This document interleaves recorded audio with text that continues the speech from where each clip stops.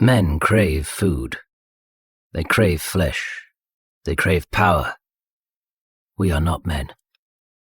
The Emperor's angels, his space marines, crave honor. They crave retribution. They crave justice. We are not angels. We are the blood sons of Sanguinius. We crave only violence, bloodshed. There is no void in the deep of our souls, only the hunger, an insatiable call to slaughter. From the final data logs of Nasir Amit.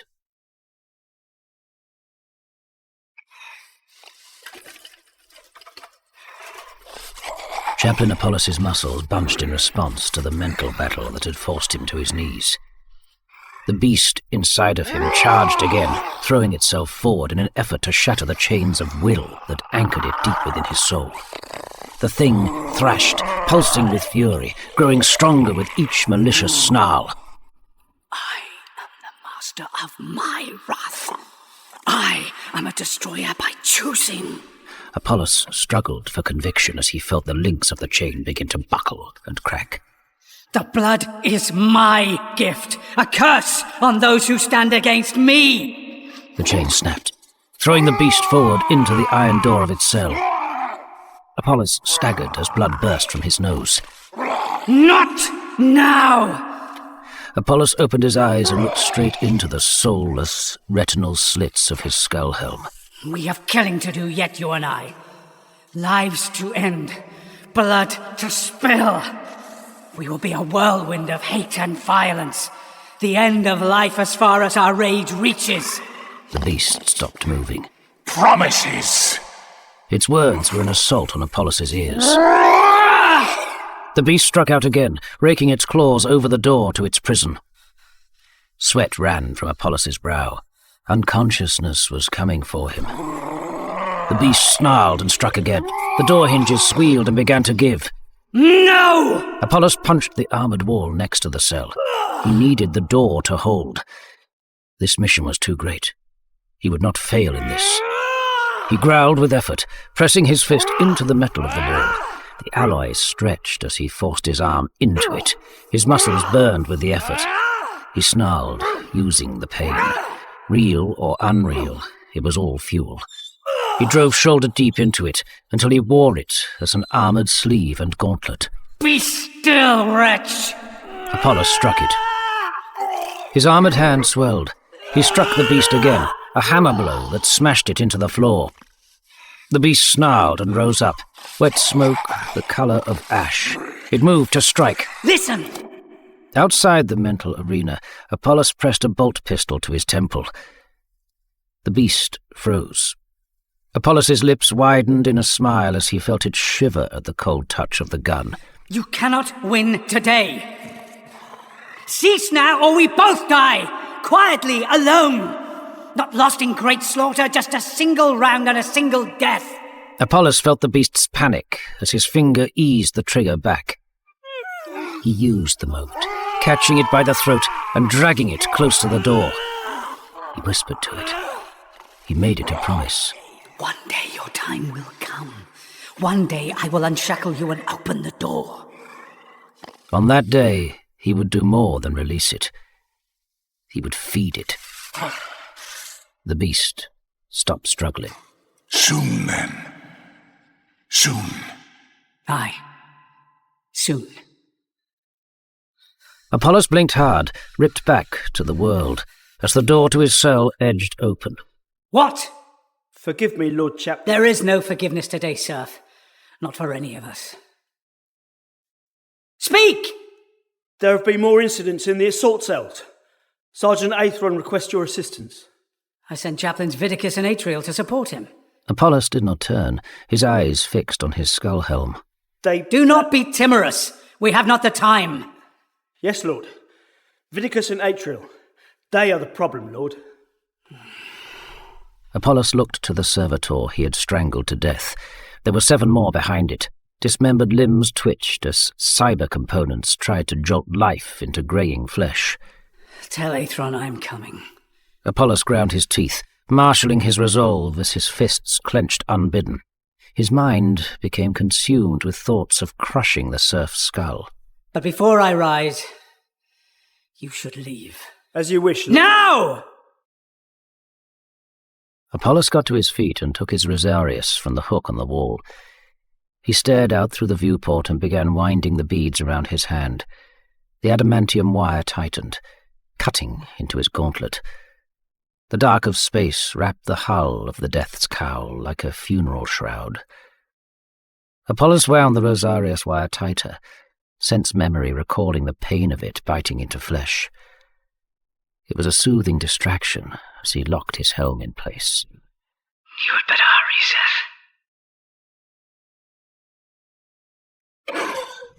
Seth. Seth sprung backwards as the creature's claws flashed out towards his chest.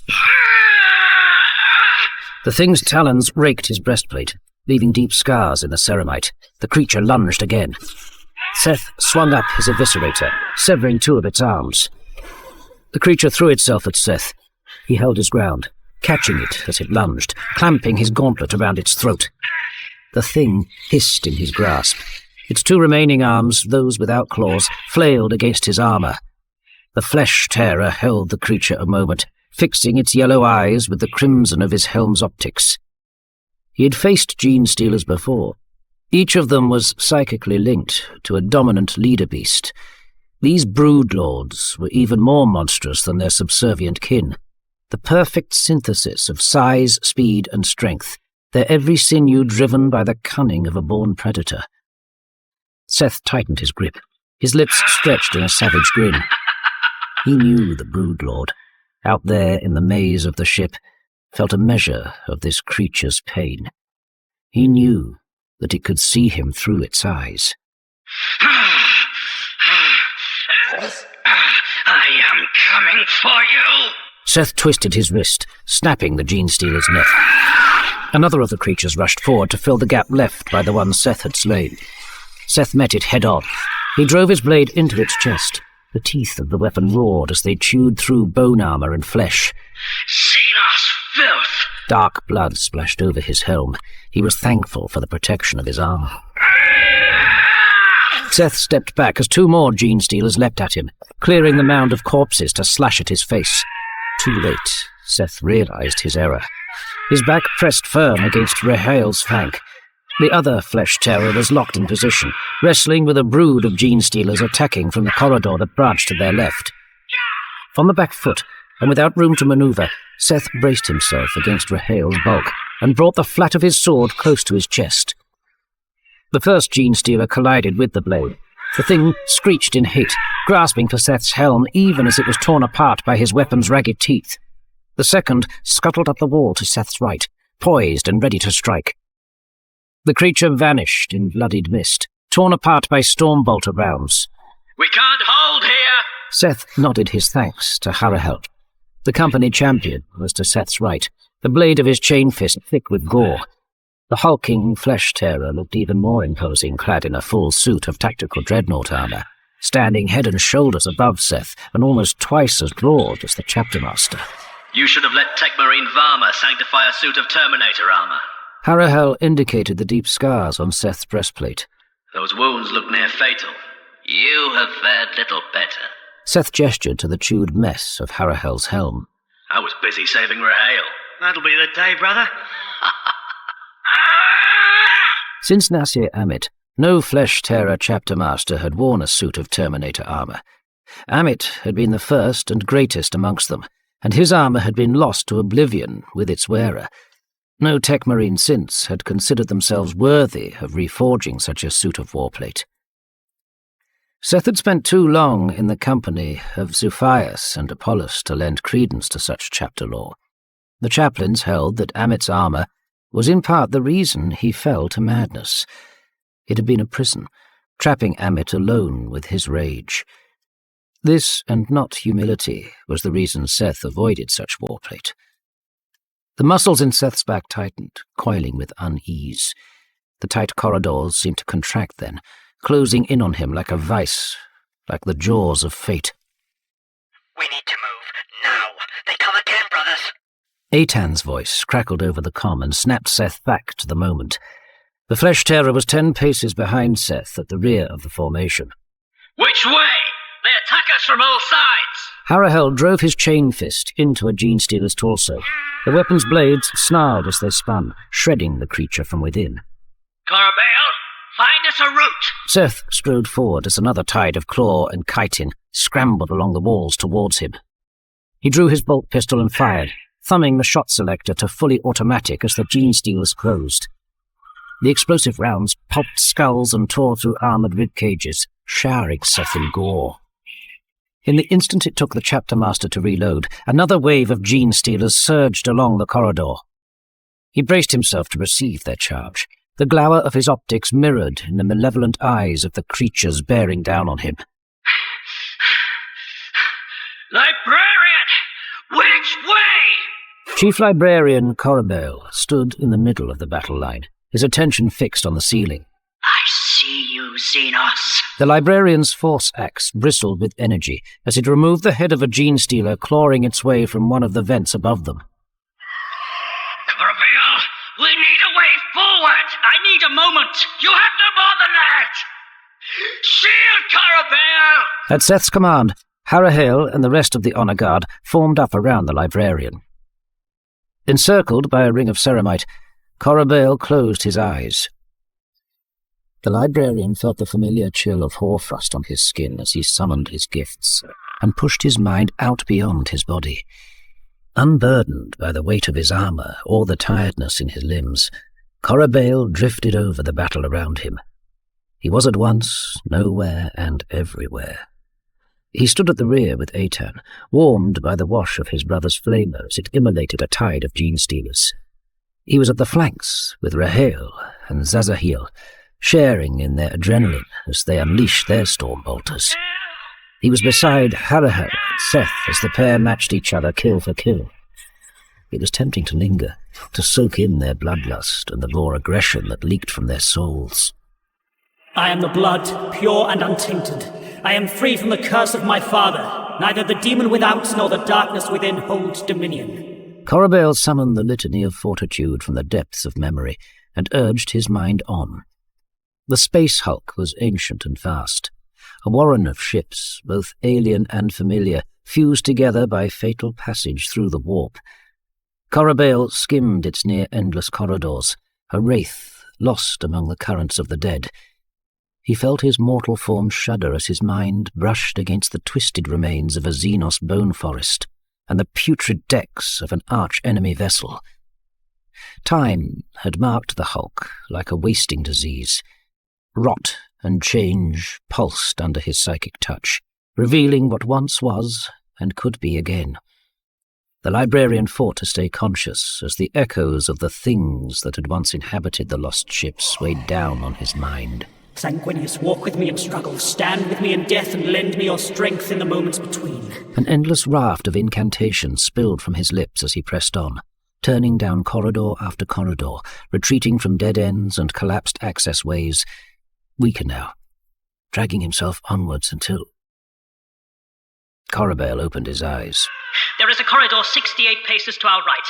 3 paces down it, and we'll find another to the right again. Our quarry is there.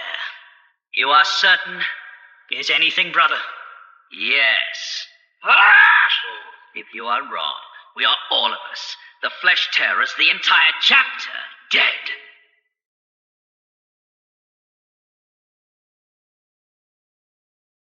How much further? Eitan's impatience was as visible as the scars on his armor. I am sure we will be vambrace deep in blood again soon, brother. Harahel felt his muscles bunch in promise. The brief reprieve had brought none of the flesh terrors any comfort. We are near. I feel its hunger. Corabale kept the discomfort from his voice. The chief librarian had continued to lead them, trusting to his gifts to find a sure path through the hulk. It had been a wearing journey, one it had taken all of his strength to endure. Corabale shivered as the sound came again. The alien snarl had haunted his mind since the hulk had first appeared at the edge of the system. It had begun as a faint whisper, rising to a storm as the hulk had drifted closer to Cretaceous. Here, on board the hulk, It was as a tidal wave of glass that crashed, breaking against the iron of his will to tear through his mind. Corabale stumbled, throwing an arm out to catch himself on what had once been a control console. The sentience that drove the gene-stealers came again. It mocked him, threatening to devour him from within. Corabale tensed as he felt the tendrils of the Broodlord's mind reach out to envelop him. He armoured his thoughts, channeling his resolve into a single blade of hardest adamantium. With a skill born of a century's practice, he wielded the blade, cutting down each strand of Xenos thought as it reached for him. Blood sweat stained Corabale's brow as the beast's cries tore at his mind. He bit through his lip, an old trick, letting the fresh, sharp pain drive a hurricane of malice back towards the beast. The blood keep me. The blood keep me. The blood keep me. The librarian tightened his grip on his weapons, drawing strength from their permanence. He wrapped his arms around every fragment of the here and now, weighing himself down, anchoring his mind in the corporeal world, lest it be swept away, drowned in the beast's hunger. Corabale. Seth placed a hand on Corabale's pauldron. I am fine, but we must hurry. We should have had Zephyr blast this accursed hole from the void. And risk it breaking up? No. Corabale reached out with his gifts to touch Eitan's mind. The other flesh-terror's thoughts churned in a dark direction. Fires burned on the horizon. A building pall of blackest smoke rolled inwards. The rage was coming for Eitan. Corabale pushed the words and an image of Eitan into Seth's mind. He felt the chapter master nod in response. I have seen the havoc these creatures wreak.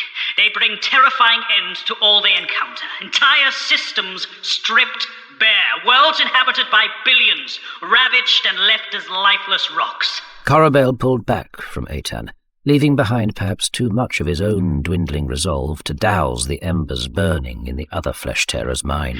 If even one contaminated segment of this ship made it to Cretaceous surface, we'd be fighting to remove the Gene-Stealer's taint for decades. Corabale is right. This is the only way. How did a Hulk even reach this far in system? That is a question whose answer will bring no good news, brother. Yes, but it is one we will have answer to, one way or another. The situation was one that troubled Seth more than his voice betrayed. The Tyranid threat had grown. Now biofleets drove towards core worlds held by the sons of Sanguinius. The Angels in Carmine, the Blood Legion, and the Charnel Guard had all fought the Xenos in recent months.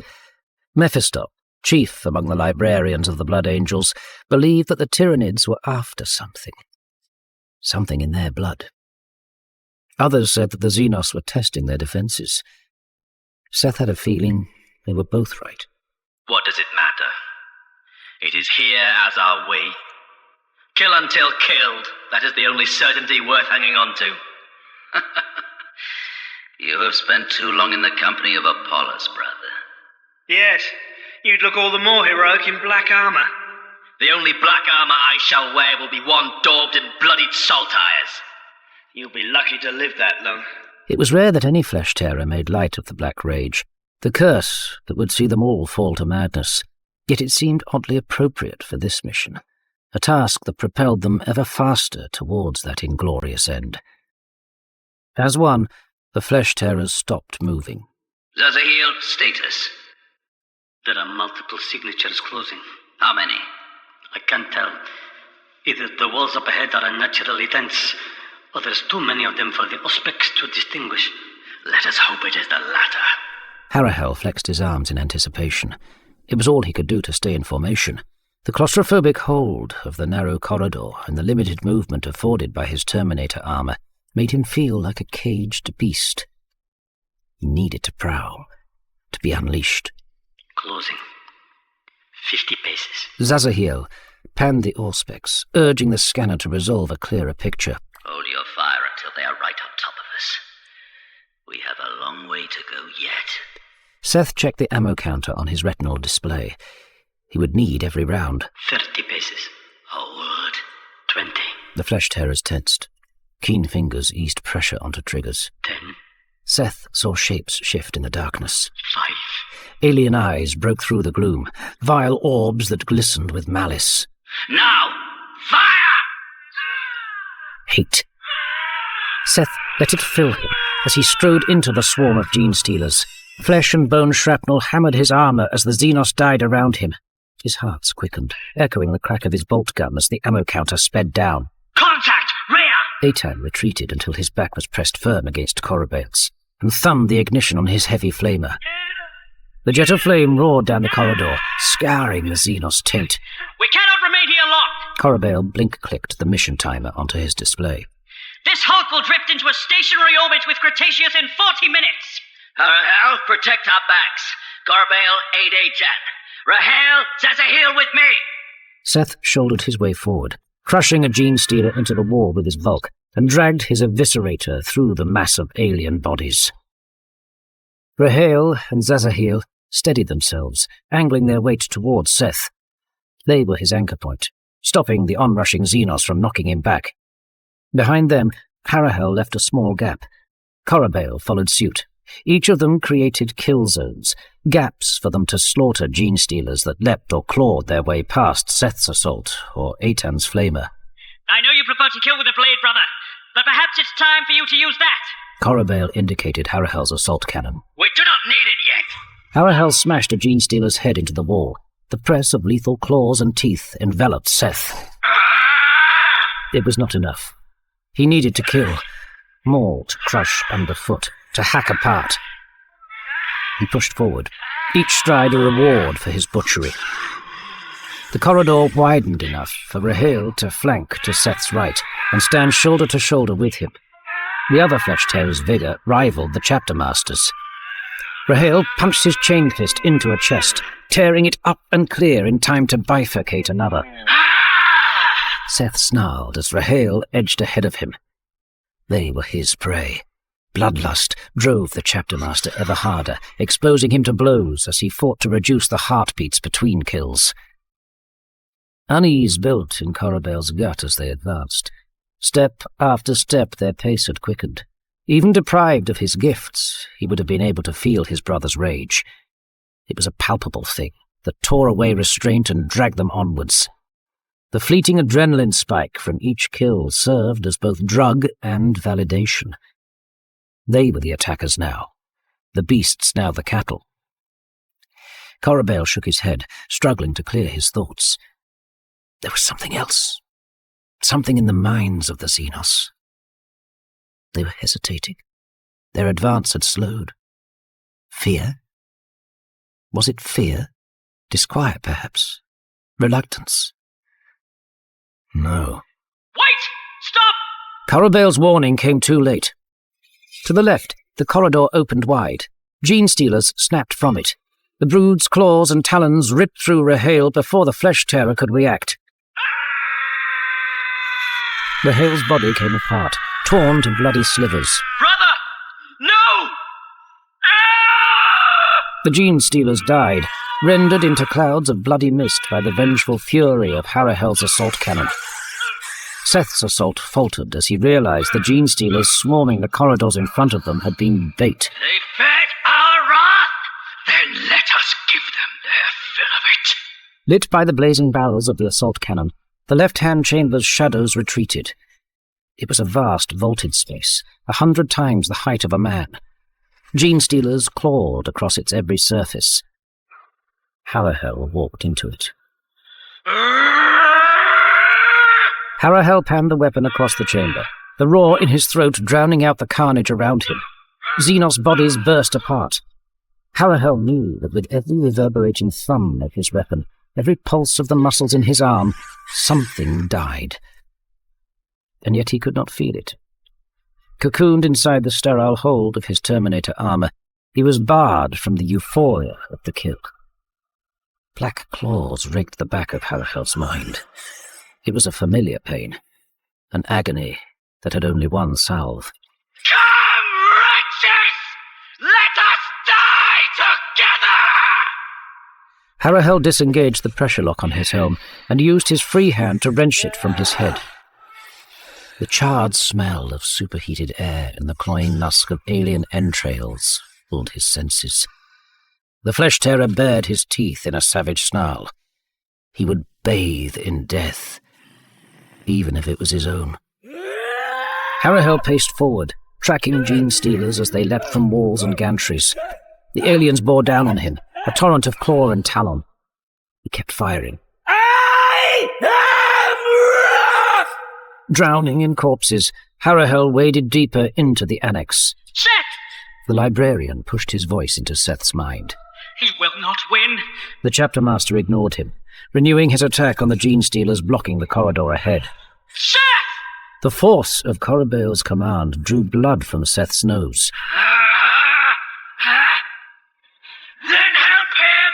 The roar in Seth's chest was an affliction, a wasting disease, robbing him of everything but primal motion. In that moment, he was neither chapter master nor brother marine. He was a vengeful weapon, tooth and claw of the beast in his blood. I have him. Zazahil shouldered his way to Harahel's side and lent his Stormbolter to the fight. If Harahel noticed Zazahil, he showed no sign. The flesh terror's teeth were locked in a snarl, his eyes murderous. Librarian! Zazahil called to Corabale, letting him catch sight of the melter bomb in his open hand. The blood keepers, the blood keepers, the blood keepers, the blood keepers. Corabale nodded and punched out with his gifts. The jolt of psychic energy swept up the bomb and thrust it high up to the ceiling. The melter charge detonated in a flash of fire. The nearest clutch of gene stealers vanished, vaporized by the concussive inferno. A fraction of a second later, the roof came down. Crimson smoke seethed from Corabale's eyes. He saw his brothers before him, glimpsed in the moments ahead. He felt every crack of their bones as the falling stone crushed them. His ears burned with their death cries, scorched by the anger in their throats. By will and blood, I am my brother's keeper. The librarian drew his hands apart, conjuring a sphere of psychic energy. He bunched his fists. The sphere rippled and expanded, hurrying outwards to form a protective dome over the flesh terrors. The strain drove Corabale down to one knee as the falling rubble hit the shield. He forced his eyes closed, ignoring the pain as they continued to burn with witchfire. The light of the angel guards my soul. His wings beat to carry me from harm. In memory's shadow, his strength burns still. The psychic barrier trembled, flaring in anger as the collapse tested its resolve. Pain lanced through Corabale's bones as forked slashes of psychic energy rent the shield's surface. It was the hive mind. The hungering sentience sought to tear down his defense, damning the flesh terrors to the same fate as the gene stealer brood being crushed around them. You will not claim them! Corabale felt his skin dry and crack from the effort as he drove the hive mind back. Corabale opened his eyes. His brothers stood unharmed amongst the rubble. His shield had held. Sanguinius lives in us. More commonly spoken in final rites, the words were meant to give hope, parting solace to those left behind. We're not dead yet, brother. Eitan ejected the spent fuel canister from his flamer. The corridor ahead was littered with the charred husks of gene stealers. Though I'm sure it won't be long. Eitan grinned and loaded the last canister into the flamer. Enough. Zazahil placed a hand on the stock of Harahel's assault cannon. Enough. Harahel turned his head. His eyes were pinpricks of black. Did you feel it, brother? Did you feel their hunger? He eased his finger from the trigger. Their ravenous need is nothing new. The Tyranids will stop at nothing to devour more genetic material. They want our blood and our strength. Zazahil bunched his fists. No. It is baser than that. They hunger for our flesh, our bones. They want to rip us apart. There is nothing beyond a murderous instinct. The flesh terrors looked to one another, each accepting the truth in the other's eyes. that Harahel's words could have been describing them, and not the monsters they hunted. Seth's weapon suddenly felt heavy, his arms tired. He turned, catching sight of Corabale. The librarian's skin had turned ashen and drawn tight around his bones. His eyes were almost translucent, the sockets scorched black. Deep lines cut his brow, and blood bordered his lips. I will see the mission through. Corabale pushed his voice into Seth's mind, answering the chapter master's unasked question. The way ahead is clear. Seth gestured for them to advance. They could not afford to slow. Every moment they spent on the hulk was one closer to oblivion. Seth could not dwell a moment more on how close he had come to losing himself to blood madness, or the part he played in Corabale's wasting. For the first time in a long life of trial, he felt the sickening pull of doubt. We must hurry.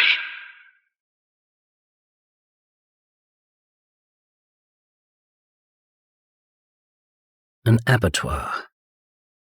There was no better word for the scene that met Apollos as he exited the stairwell. The central corridor that cut the span of the assault deck was slick with blood.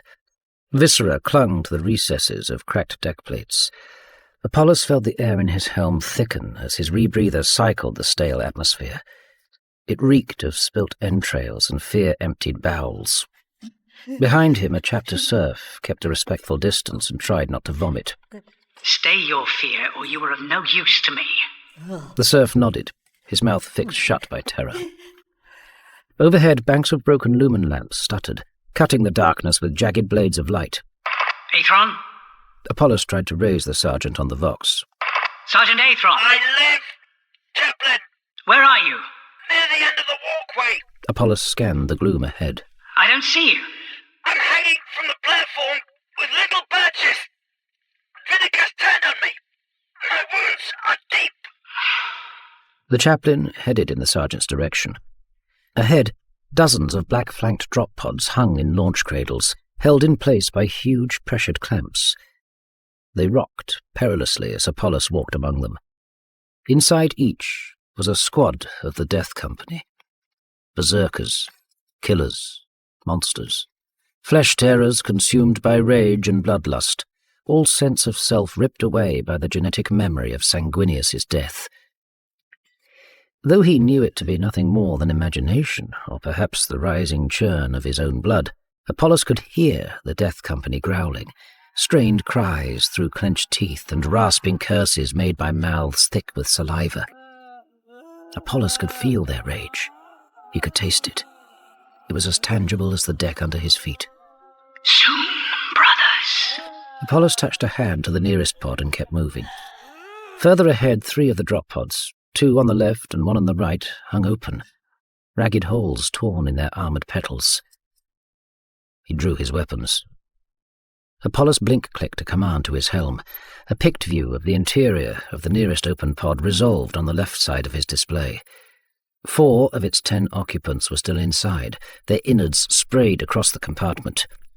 The blood keep you. With another blinked command, Apollos activated the pod's rite of cleansing. Fire scoured the pod, burning away all trace of the massacre, ensuring the occupants were truly dead.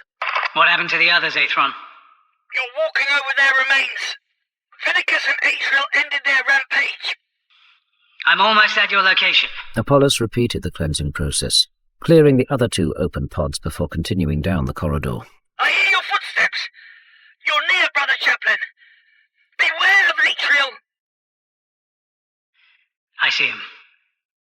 Apollos stopped. Atriel was hunched over a half-dozen Death Company corpses. His skull helm was rent in 2. Blood matted his hair and stained his face. And what of Viticus, Aethron? Is he dead? He went over the edge with me. I think I heard him land on the level below us. Apollos felt a tug of apprehension. The lower assault deck held the sarcophagi of the chapter's Death Company dreadnoughts.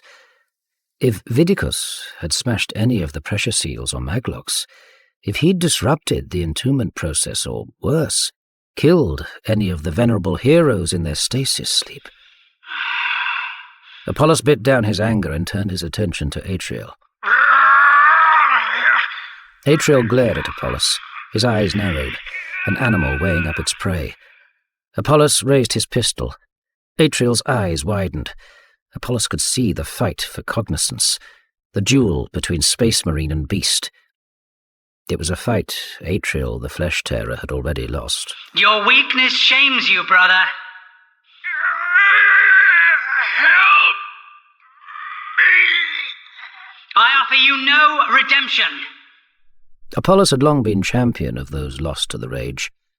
He had ever stood for them, fought for them, guided by righteous zeal. They were still weapons that could be wielded in duty to the blood. Today, though, there were more than enough of the lost. He had more than enough weapons already. We chaplains are the last bastions against the madness. We do not fall! Atriel's head burst from his shoulders in a flash of pulped brain matter and splintered bone. Apollos! My queen! Apollos darted past Atriel's corpse, following Aethron's cry. He dropped to one knee, hunching over the edge of the walkway to grab Aethron's arm and haul him onto the platform. My thanks, chaplain. I did not come here for thanks. Apollos turned to address the serf, who he'd almost forgotten was there. Where's Lyle? He's dead, Lord. You killed him. Apollos' face twitched in annoyance. The gaps in his memory were becoming more frequent as they closed on the Hulk. Then you are coming with me. Apollos tossed the serf his combat knife. The man flinched as the weapon landed at his feet. I've never fought, Lord. The serf was shaking, his eyes wide in horror as he stooped to retrieve the blade. The weapon was as a sword in his human hands. I don't imagine that will change today. What are you planning? We're going after Vidicus. Aethron cast a glance over the side of the platform down towards the lower deck. Forgive me, chaplain. But have you spent so long in the Eye of Rage that you have forgotten the true nature of the monsters we lead to war? If the dreadnoughts have tasted Vidicus's blood, they will not recognize us as brothers. They will rip us limb from limb. Where is your courage, Sergeant? Apollos started back towards Atriel, his eyes fixed on the fallen chaplain's power fist. We have everything we need.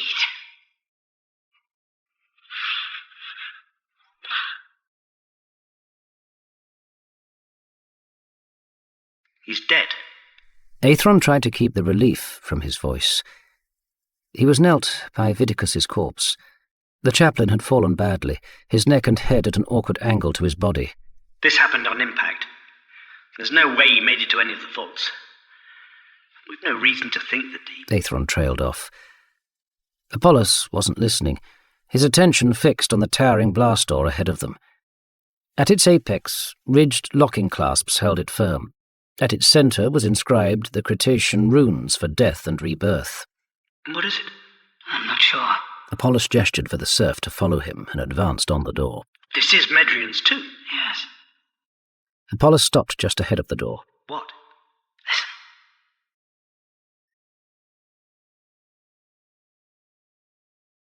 Apollos edged forward, straining to hear. The door shook as something violent struck it. The sound threw the serf to his knees. Beast is awake. Rage never sleeps. The rest is an illusion. A ruse. When we believe at our peril. Apollos remained fixed on the door. It seemed to swell and fill his vision. Impact blisters stretched the metal as the thing inside battered it. For a moment, he was in his cell again, stood on the other side of the door as a beast fought to get in. He shot a gesture towards the serf. Get up and open it. Lord. Yes, Lord. The man shook so hard as he approached the control lever, it looked as though his bones might shed his skin. Gripping the thick handle, he made to twist it, and paused, his fingers loosening as though to withdraw. He glanced back over his shoulder at Apollos. The chaplain was twice his height. His armour was a battlefield of scars. Gore shone slick in the recesses. And the skull helm. If death had a form, Apollos was surely it. The serf swallowed hard and found resolve. Whatever was on the other side of the door was no more terrifying than the killer before him. Opening, Lord. The serf backed away towards Apollos as the door began to open. There was no light inside. Broken armor glass carpeted the floor. Pressurized valves hissed in disrepair, and thick fluids seeped from damaged cryotubes. Apollos turned to the serf. This is a good death. What? Apollos grabbed the man by the neck and thrust him into the chamber. The man staggered into the darkness. Medrion stomped from the darkness, snatching up the serf in a powered claw. There you are. Apollos flexed his arms, testing the power fist he'd stripped from Atriel. Stand fast, Aethron. Aethron gave a nod of compliance. He'd rather fight a dozen dreadnoughts than cross Apollos. Apollos rolled his shoulders loose and strode towards the dreadnought. Medrion tossed aside the serf and fixed on the chaplain. I will stand. Apollos broke into a run. The dreadnought responded in kind. Apollos clenched his hand, activating the power fist. Its energy field flickered, crackling, till a steel-blue halo wreathed the gauntlet. The two met at the threshold to the chamber, warden and prisoner colliding in fierce anger. Medrion struck out with its right arm. Apollos weaved past it, rising to drive a punch up into the angular plating of the sarcophagus. The blow dented adamantium. Medrion bucked in rage. Apollos avoided the slabs of its claws, but the dreadnought's bulk smashed him into the air. He landed hard. Damage warnings yelled from his display. He blinked them away, rolling clear as Medrion brought down a foot to crush him. Apollos dodged another blow, turning around the dreadnought to propel his fist into the pistons behind its leg plating. Medrion stumbled. Apollos regained his footing. The dreadnought recovered quickly, too quickly. Locking the pincers of its claw into a fist, it drove its arm towards Apollos's chest. Chaplain had no time to move. Apollos threw a punch, meeting the dreadnought's fist with his own. His power fist flared, its energy shield shattering on impact. Deep fissures tore through its ceramite hide. Apollos roared in pain as he felt the bones in his hand, his forearm, his shoulder break.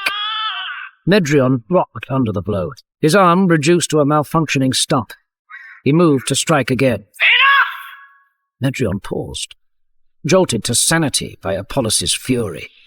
You cannot wait. Moments! Moments more and we will be in battle! Moments! And you can bathe in Xenos blood! Your pain will end. Get in an assault pod and wait! Get in and wait up by the blood! I will kill you! Medrion trembled with restrained rage. His shoulders rose and fell. Steam seethed from his exhaust ports. Apollos reached behind his back and unclamped a melter charge as the dreadnought began to pace, striding back and forth in front of him. I will wait, chaplain, but I will kill today! Medrion turned and marched towards the bank of drop pods to the right of the deck. Defiance! Apollos summoned the ship's captain over the Vox. Seth had better be close. Indeed he is. Signal received, brother. To war!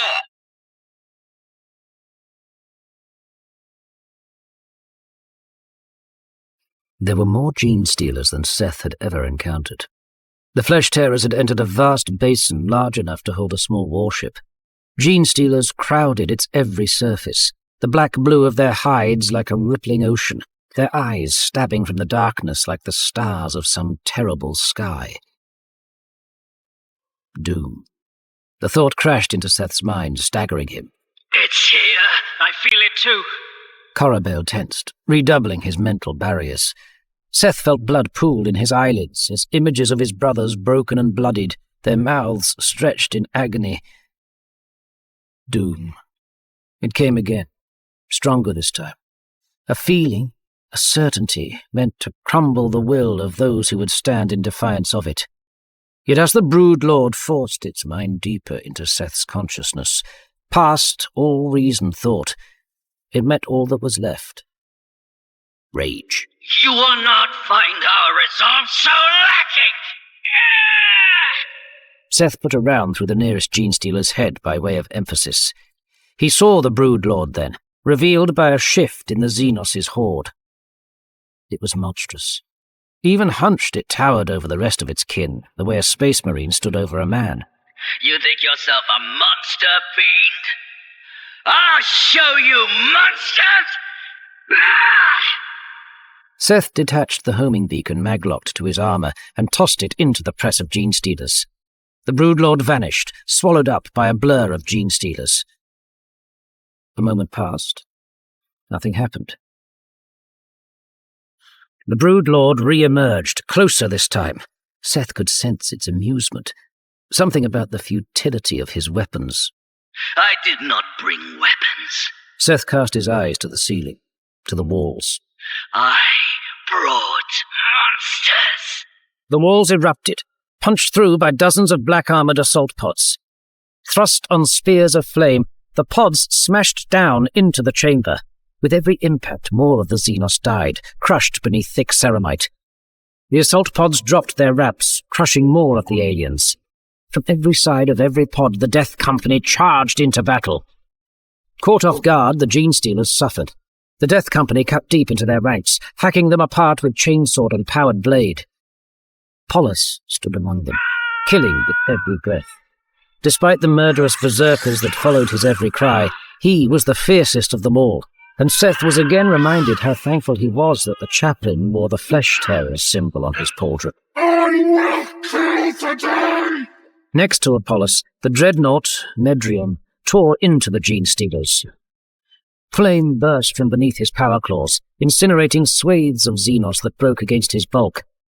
The venerable warrior machine tore forward, a beast uncaged, finally able to sate a hunger that had been left to starve for centuries. It dies. Seth thrust his blade towards the Broodlord. Nothing else matters. Nothing. Then let us go kill it! Corabale flanked to the left, his lips trembling as he tapped into the warp. My father's fate shall not be mine. My father's blood is shield enough. In sacrifice's name I will endure. Zazahil planted his feet and prepared to cover their rear. Seth roared and broke forward. Harahel opened fire. The barrel of his assault cannon burned white as rounds poured into the Genestealers.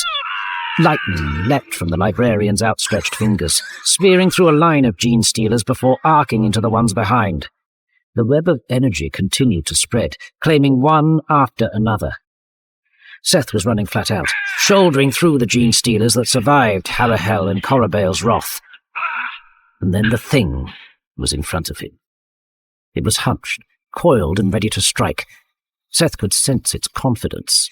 You are not the greater monster here, Xenos. Seth activated his eviscerator. The Broodlord snarled and leapt at Seth. He met the creature head-on. His blade sparked as it struck the Broodlord's claws.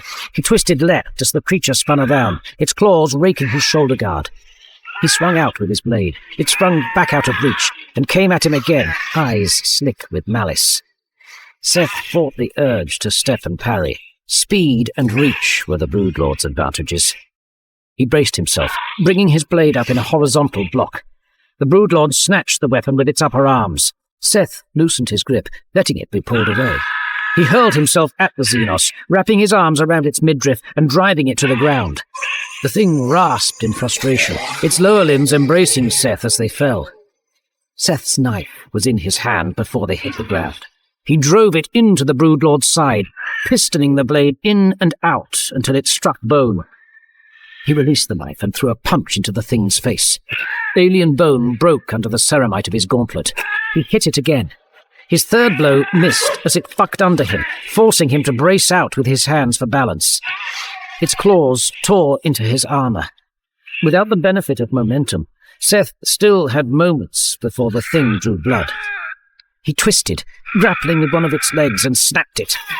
Seth rolled clear, getting to his feet as the Xenos propped itself up on its lower limbs. Weakling, cur! Seth stomped on an elbow. The Broodlord tried to limp away, to conceal itself in the throng of Genestealers. A futile gesture. The Death Company, Harahel, and the others had engaged any that might interfere with the duel. Seth followed, his eyes fixed on the broken Xenos. Fear. It bled from the Broodlord in palpable waves that even a blunt could have felt. the sense of a raw and primal new terror gripping a thing that had never once in its long existence contemplated its own death. Die. Seth kicked, and the Broodlord's lower jaw crumbled under the impact. Its movement slowed. Die now. Seth kicked again, stamping his boot down on the back of its skull. He stamped again, 3 more times, until he had crushed the creature's brain to pulp. The Gene Stealers wailed in unison. The Death Company allowed them no respite, pressing the advantage to butcher the disorientated Xenos. It is over. Zazahel stopped firing. Several of the Gene Stealers in front of him had laid down, mewing like newborns. Thank the blood. Harahel was backed against a wall, a heap of corpses at his feet. Accursed thing's jammed. He held up his assault cannon for Zazahel to see. The ends of the barrels were misshapen, fused by overuse. Guns are not for you, brother. It is not over. Corabale staggered forward, his fists clenched. I can still feel it. The hunger.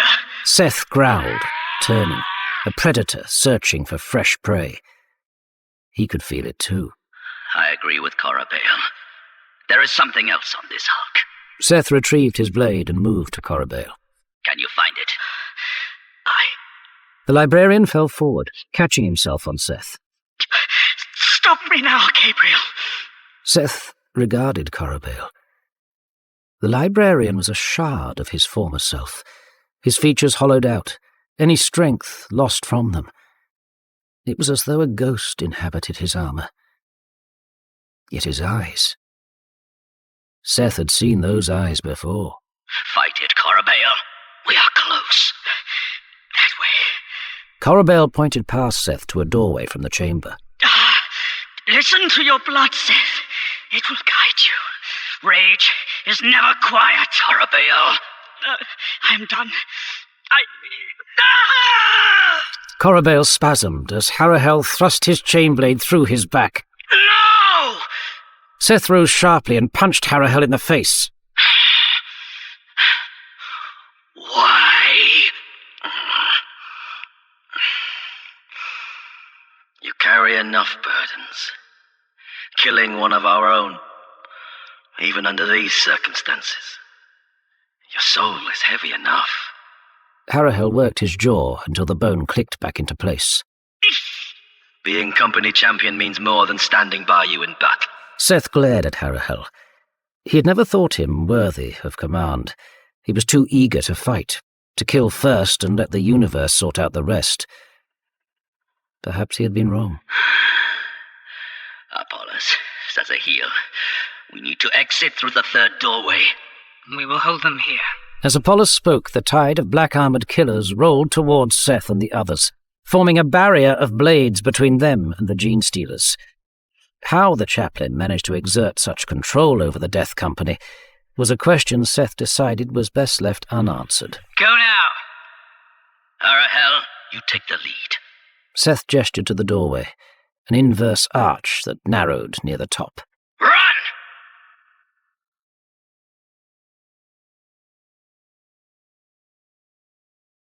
How much further? Not far, Harahel. They left Apollos 3 hours back, following the thing's pull, edging further into madness.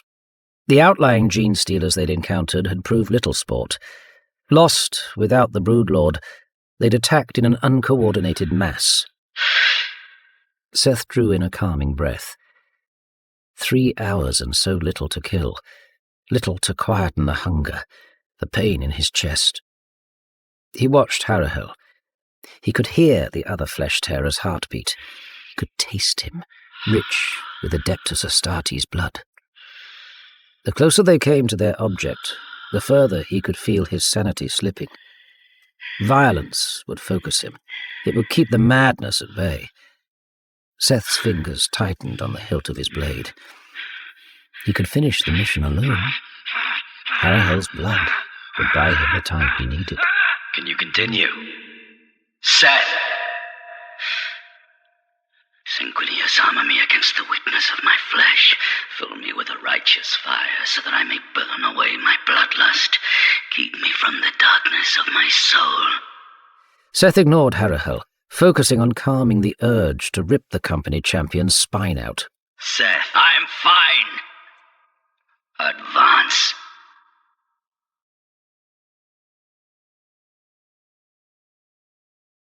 These corridors, they're familiar. Harahel stopped walking. They were a few dozen paces into a section of the hulk that seemed more cogent. It seemed less corrupted by its passage through space. Seth nodded. This is an Adeptus Astartes vessel. Seth stooped to one knee, a tracker examining the terrain. It was, at least. You recognize the chapter? No. But it's old. A Legion vessel? Perhaps. Seth rose. Ahead, the entrances to 3 corridors stared back at him. The one that branched off to the right held his attention. Even without Corabale's gifts, he knew to trust the instinct. They were close now. He could feel it, and the pull of whatever had called them here was strong. This way. Agreed. Harahel turned to check their rear and followed Seth down the corridor. 20 paces, and they arrived at their destination. Emperor's name. A heavy blast door barred their path.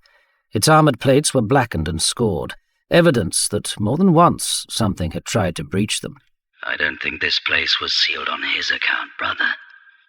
Under the damage, clear as the symbol on Seth and Harahel's pauldrons, was the blood drop and blade, the chapter symbol of the flesh tearers. It seems we were not drawn here by accident. Yes. I doubt we're fortunate enough for blind coincidence. Unease tightened Harahel's muscles. But what then? The Tyranids are not capable of such a law? I am sure we will never know the full extent of what those Xenos are capable of. In any case... Seth removed his gauntlet and stepped to the door. Is that wise? Harahel held up a hand in caution. He recognized some of the markings on the door. This is a reliquary. Whatever artifact is sealed behind that door, it might be best left there. Seth felt his heartbeats rise. Images of murder churned through his thoughts. They didn't have long. He needed to end this, whatever the cost. We've no other choice. Seth touched his hand to a panel on the left side of the door. The panel began to vibrate, dislodging a film of dust and grit as it slid away to reveal a cylindrical compartment. Seth pushed his hand into the opening. Flesh terror present. Biological verification complete. Entry granted. Sanguinius, stand with me. Seth tensed and stepped through the door. The chamber beyond was small, no more than 6 strides across. By the son of Baal. It cannot be. Seth fell to his knees. What? Harahel followed him into the chamber and found his answer. There, alone, sat atop a mirror black dais, was a crimson Terminator helmet. The helm. Seth had seen it before, not physically, but depicted in drawings. He had seen its likeness many times, studied it on the murals that adorned the reclusiums and remembrance chambers on Cretaceous. It is Amit's. Nasir Amit was the first chapter master of the Flesh Tearers. He was their founder, a warrior lost to legend. The Mordgalea. How is it possible? I don't know. Seth got up and took a cautious step towards the dais. The helm was battered, pitted and scored by blade and bullet. One of its eye lenses was cracked, the other missing entirely. Amit's body was never found. The victor's ship logs were only partially intact, so much data was corrupted. Seth drew level with the dais. This could be our chance to find out what happened to Amit. What are you doing? I'm going to put on the helm and connect it to my armor's power source. Seth, are you... What do you feel, brother? What? The hunger. The the bloodthirst that's plagued us since this hulk entered the system. It is no more. I don't know how, but it brought us here. Harahel gave a slow nod. Seth was right. His hearts were beating slower. His muscles eased. The inexorable call to violence was gone. The helm lured us here. I believe so. Disquiet creased Seth's brow. Then we must be vigilant. The path to damnation is rife with such tempting prizes. More likely, this is a trap. Seth ignored Harahel and took the helm in his hands. If the helm's cogitators are still functioning, we might be able to glimpse some of what Amit saw. Then let us take it back to Cretacia and have it examined there. No! It is too dangerous. The helm does not leave the hulk. If you fall to the rage, Lord, I will kill you. As is your duty. Seth nodded and clamped the helm over his head.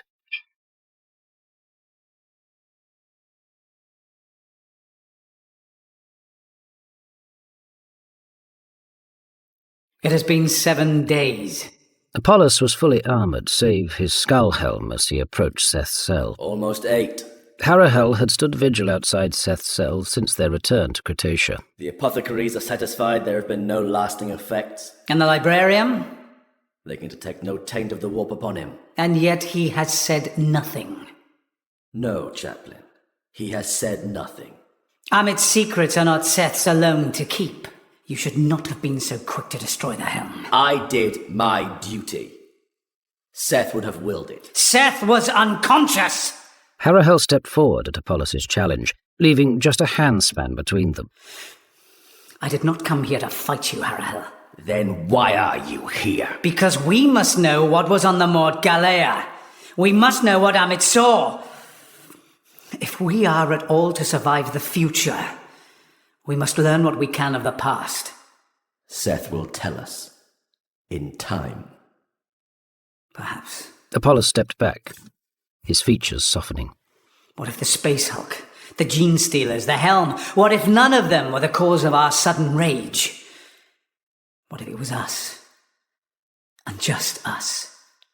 What if we were simply embracing our true selves? These are dark thoughts even for you, brother. Listen to the hearts in your chest, Harahel. Listen to the thrum of your blood. How long before the rage claims even you? Long enough. Let us hope so. I've never known you to rely on hope, Apollos. Seth drew open the door to his cell. He stood unarmoured, a crimson robe covering his body. You can go, Harahel. Harahel nodded and retreated down the corridor. I wondered when you'd come. I had much to tend to, many final rites to read. Do not lie to me, Apollos. We have shed too much blood together for deceit. Apollos straightened. I've come to test your soul.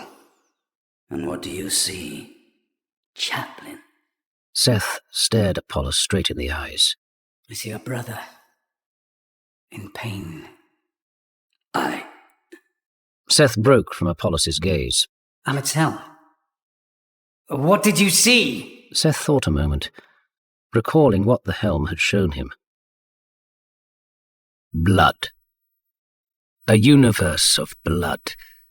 A sky that tore itself apart. Crimson clouds that bled until continents were washed away. Gore-soaked rocks that gave way to deserts of skulls. Burning tornadoes, rage made manifest, scouring the lands. Yet these images were not what had held his tongue these 7 days. Seth had seen Amit's face. He had heard his voice, and it was the roar of a violent god.